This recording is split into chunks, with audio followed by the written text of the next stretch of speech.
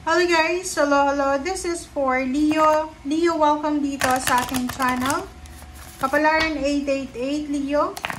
Alamin natin ko ng messages, vibration, gabay, energy para sa inyong lahat.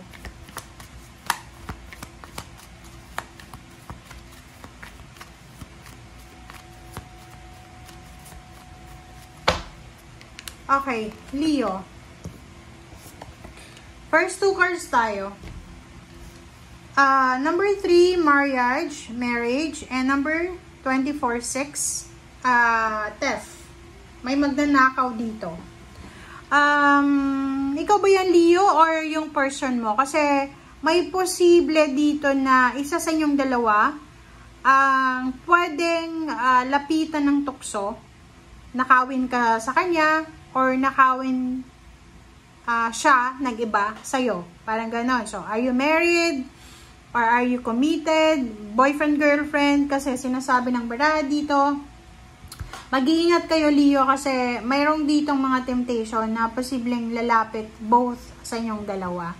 And number 6, sinasabi ng barahan na yung mga Leo na mahilig mag-travel or pumunta sa mga public places, mag-iingat kayo kasi posibleng kayo ay manakawan or ma-misplace nyo yung mga important things or documents nyo.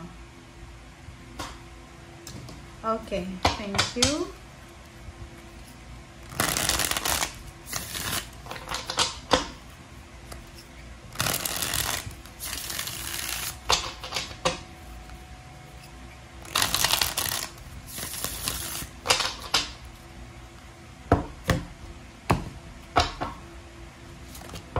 Okay.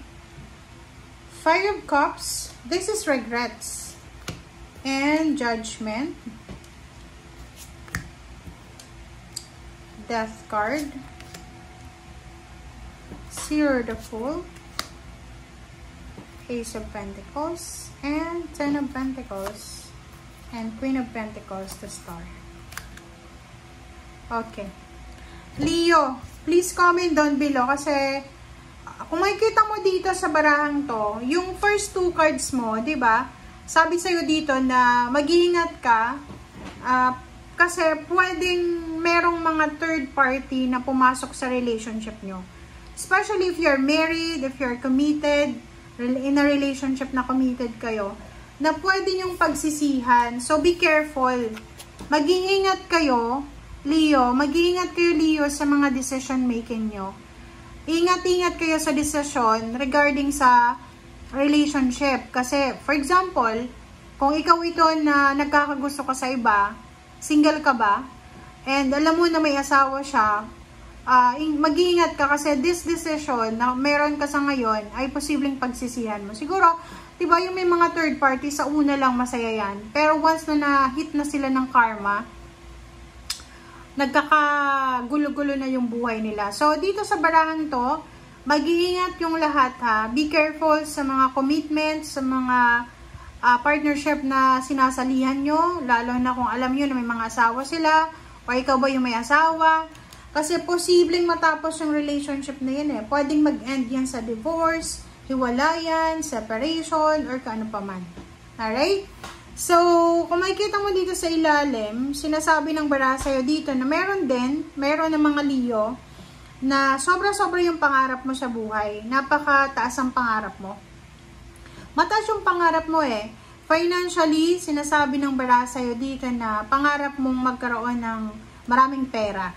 Pangarap mong yumaman. Pangarap mong maging stable talaga sa usaping salapi. Yung 10 of Pentacles dito, ito yung pangarap mo eh. 'Di ba? Pangarap ng babae or lalaki na Leo na yumaman sila, maging famous, maging, alam mo yon, na hindi ka nagagalaw. Ikaw na lang yung magmamando sa mga katulong mo, sa mga workers mo. Parang ganun. So, sa linggong ito, ito yung pinaka-focus mo sa ngayon. Parang nagde-daydreaming ka. Or maybe kung ikaw ay single na Leo, babae ka na single, posible na ikaw ay nag-iisip ng paraan para matupad yung pangarap mo na makapag-asawa ng mayaman. Parang ganun. Okay, so let's check. Seer the Fool and Ace of Pentacles. sinasabi ng baraha dyan sa'yo, Leo, na yung mga Leo na may trabaho, naghahanap ng trabaho, or paano pa man, ihanda nyo daw ang sarili nyo. Prepare yourself. Kasi there's incoming new beginnings para sa usaping pera. May mga darating na salapi. May darating siya na opportunities and possibilities na pwede kang magkaroon ng salapi. Like, halimbawa, na-layoff ka, na-terminate ka sa trabaho, may posibleng magbubukas ng opportunity sa'yo para makapasok ka sa ibang trabaho. Or, nalugi yung negosyo mo, dito sa barahang to, bibigyan ka ng opportunities and possibilities ng universe na makapagsimula ulit. Makarecover sa nalugi sa'yo. Parang ganun. Or, halimbawa, kung business person ka, self-employed ka, yung business mo na hindi na kumikita, possible na meron ka, dalawa yung death card dito, possible na meron ka na ideya na pwedeng maging substitute sa nawalang negosyo mo or sa kung ano pa man. Alright, Leo, kung makikita mo dito, sobra-sobra kang excited. Sobrang excitement ang nararamdaman ng Leo ito. Kasi unang-una, nakakaramdam siya ng freedom. Parang, kung ano man ang darating sa linggong ito, kung ano man ang gagawin niya, it's either contract signing to. Kung halimbawa na nag-a-apply ka ng trabaho, or may trabaho ka, kung nag-a-apply ka ng trabaho, possible na matanggap ka sa linggong ito. Kung may trabaho ka na, possible din na may mag-offer sa'yo ng mga additional na, tawag dyan, additional na income. Okay? And, nakikita ko, dalawa yung bara, 6 of Swords and Chariot. Travel to eh. Meron kang pinapangarap na travel. Meron kang minamanifest na movement. Minamanifest mo yung movement, minamanifest mo yung relocation, minamanifest mo tong lugar na to eh. Parang, meron kang manifestation board na eto, sa December, nandito na ako sa bahay na to. Sa 2026, nandun na ako sa bansang to. Parang ganun. This is your manifestation.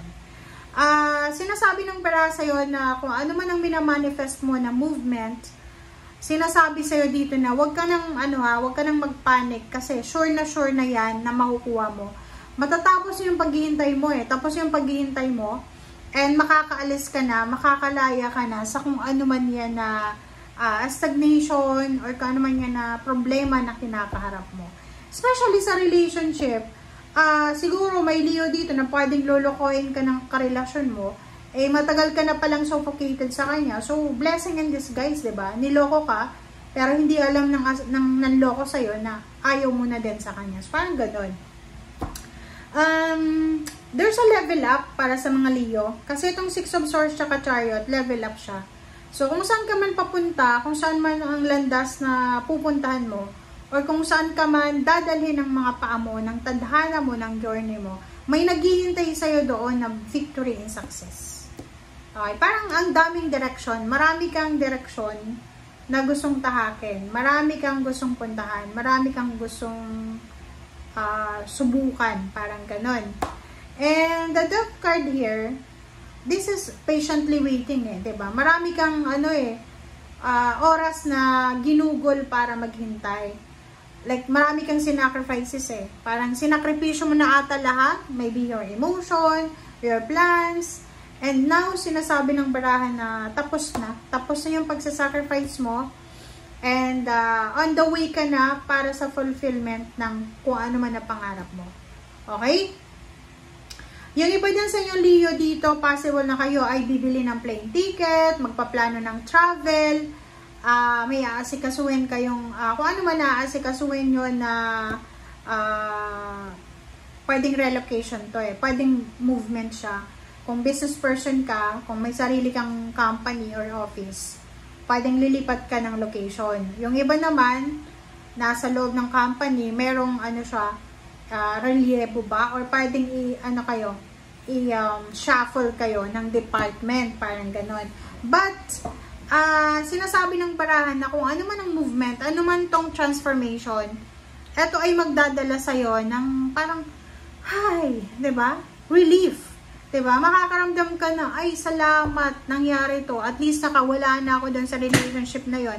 At least nakawala na ako doon sa trabahong nakaka-toxic. At least hindi ko na makikita yung katrabaho ko, parang ganun. So, freedom, Queen of Wands. Thank you guys. Bye!